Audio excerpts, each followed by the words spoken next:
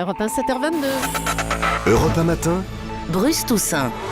Voici Guy Birenbaum pour Vue du Net sur Europe 1. Bonjour Guy. Bonjour à tous. 8 féministes membres des Femen, on en parle beaucoup en ce moment.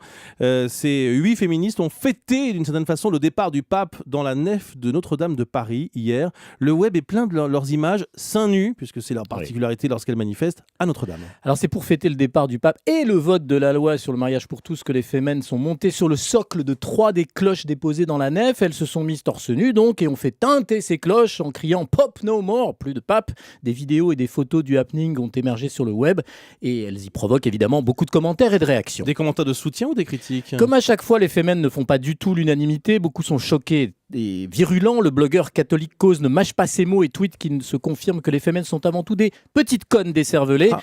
Quelques-uns les mettent au défi, comme le député UMP Lionel Lucas qui joue la provocation maximale en tweetant « On attend avec impatience les Femen à la mosquée de Paris vendredi, juste pour le fun ».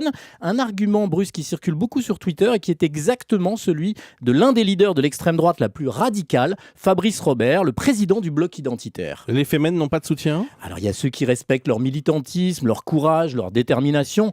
À l'écrivain Amanda Sters qui tweet « Comment se discréditer en une seule action, déplacer les Femen qui fêtent le départ du pape seins nus absurde ?» La féministe Isabelle Alonso réplique « L'Église a été et reste une grande ennemie des femmes, contraception, IVG, entre Femen et le pape, je choisis Femen ».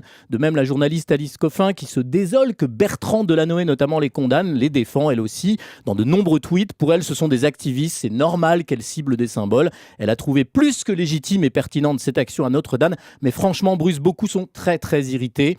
Même des internautes plutôt marqués à gauche, comme la blogueuse Catnat ou le journaliste et blogueur du Plus du Nouvel Obs Bruno Roger Petit, qui lâchent à leur propos les Femen à Notre-Dame, nul.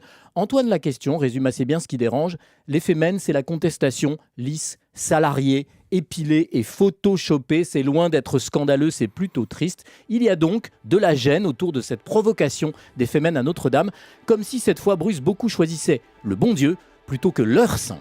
Bien, excellent. C'est Guy bien, Birenbaum, j'ai vraiment. beaucoup travaillé. On peut la redite là ? Comme si cette fois beaucoup choisissaient le bon Dieu plutôt que leur saint. Oui. Est-ce qu'à 7h25, il faut quand même expliquer un petit Oui, peu les saints, tout ça. Merci Vous faites beaucoup comme Guy. vous voulez, C'est parfait. Bruce.